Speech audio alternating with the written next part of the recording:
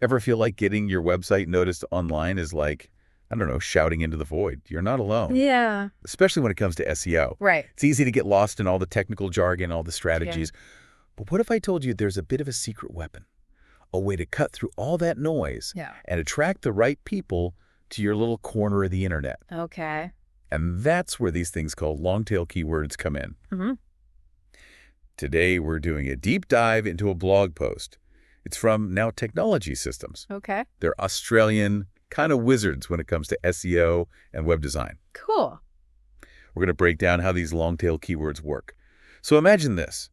You're not just selling shoes. You're selling, like, hand-stitched Italian leather hiking boots, Right. specifically for women with wide feet. Mm. Now, that whole thing, that's your long-tail keyword. I see. Super specific, Mm. and it speaks to, a very particular someone. What's really interesting here is how that connects to the idea of search intent. Have you ever noticed how sometimes you Google something and you just want like a quick answer? Yeah. But then other times you're ready to like really get into it, maybe compare products and really spend some time. Yeah, totally. That's search intent. And Google is getting really, really good at figuring that out. Okay, that makes sense. So someone typing in that whole string, women's hiking boots, wide feet, Italian leather, they're sending a very clear signal to Google. It's like, I know what I want and I'm ready to buy. Exactly. And for businesses, that specificity, it's gold. And that brings us to the why. Yeah. Why should we care about these longer, more specific keywords? I get they're laser focused and all, but what's the real payoff? Like for someone like me, a small business owner. Think about it this way. Imagine you're a small fish in a giant pond, right? Okay. And you're competing with all these other fish for the same food, the general keywords. Mm-hmm. But if you can find a nice little niche, a smaller pool, suddenly you're the big fish. Ah, I see. Less competition. Exactly. Less competition means a better chance of ranking higher in those search results. And being higher up, that means more people see your business. Okay, so instead of going head-to-head with a zillion shoe sellers for just the keyword shoes, Right. I'm with a smaller group catering to the Italian hiking boots for wide feet crowd. You got it. I like how that sounds. And here's the thing. Because you're attracting those people who already know what they want, they're way more likely to become customers. Yeah. It's not just random clicks. You're getting quality traffic, people who are actually interested in what you offer. Which then leads to more sales, right? Right. Higher conversion rates, as they call them. Exactly. Those are the people hitting that buy now button because they're not just browsing, they're ready. Exactly. It's all connected, you see. But finding those golden long-tail keywords, now, that's the trick. Right. Okay, so spill the beans.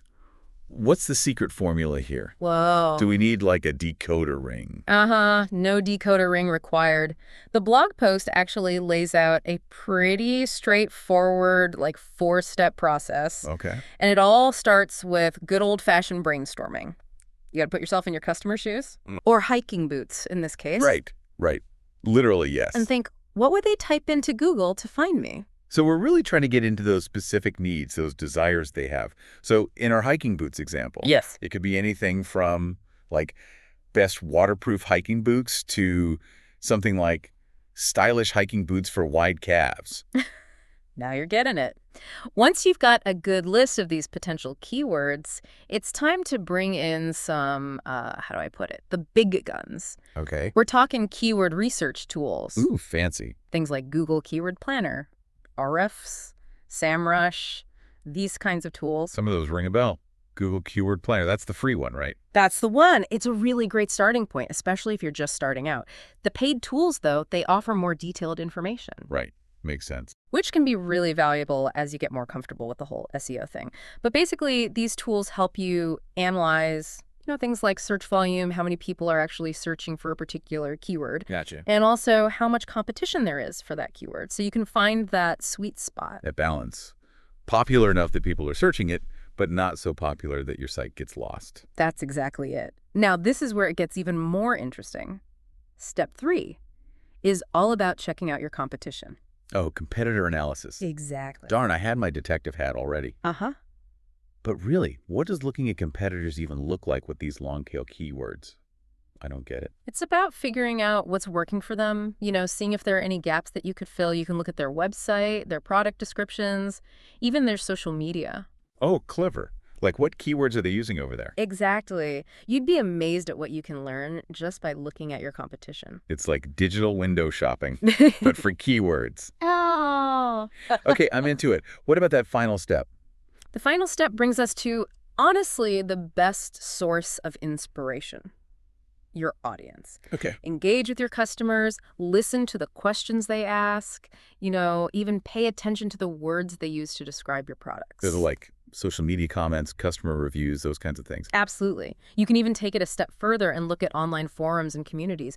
You might find some really valuable insights and long-tail keywords you hadn't even thought of. Okay, so now we've got this whole treasure chest of long-tail keywords. Right. But how do we actually use them? Like, I don't want my website to sound like some robot wrote it, just a jumble of keywords. Right, right. And the blog post actually talks about this. It's all about integrating them naturally. Okay, so no keyword stuffing. Exactly. No stuffing. It's got to sound natural for the people reading it. Think of it this way. Mm-hmm.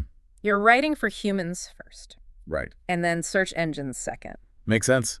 Because at the end of the day, it's real people clicking on my site, not robots. Precisely. And search engines, they can tell when you're trying to, game the system with keyword stuffing.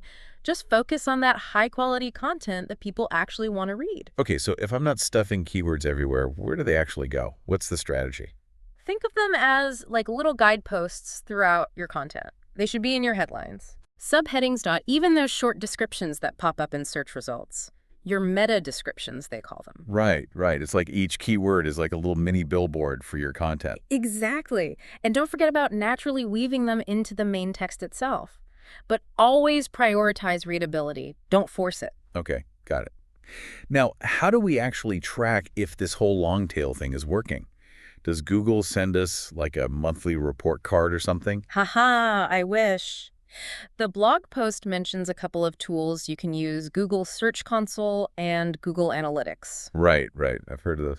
They seem kind of intimidating, though. They can be, but they're super powerful once you learn how to use them. Right. They give you all this data about how your keywords are doing, like are they actually getting people to your site? And then what are people doing once they're there? So it's about looking at the data, seeing what works, and then adapting from there. Exactly. SEO is all about learning and adapting because the online world, it's always changing.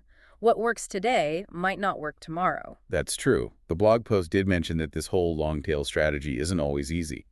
What are some challenges people might run into? It definitely takes some work. You have to research the keywords, then actually implement them in your content. And depending on your niche, you might find yourself creating a ton of content. Right. And not everyone has the time for that, especially when you're busy running a business and everything else. It's about finding what's sustainable for you. You can start small and then gradually do more. Or, hey, maybe it makes sense to get some help from the experts. Right. Like our friends over at Now Technology Systems. Exactly. They know a thing or two about this stuff. It's like they planned it that way. But really, whether you're doing this yourself or working with an expert, the big takeaway is this. Long-tail keywords, they're a powerful tool for anyone who wants to, stand out online. It might seem a bit mysterious at first, but it can make a huge difference in attracting the right people to your site. Absolutely. Couldn't have said it better myself. So, as we wrap up our deep dive here, I want to leave you with this. What's one long-tail keyword that your ideal customer might be searching for right now? Write it down. Think about it and see where it takes you. The world of SEO is your oyster. Oh, I like that. And remember, with SEO, it's all about exploring, experimenting, and always learning. Couldn't agree more. Thanks for joining us for another deep dive, and we'll catch you next time.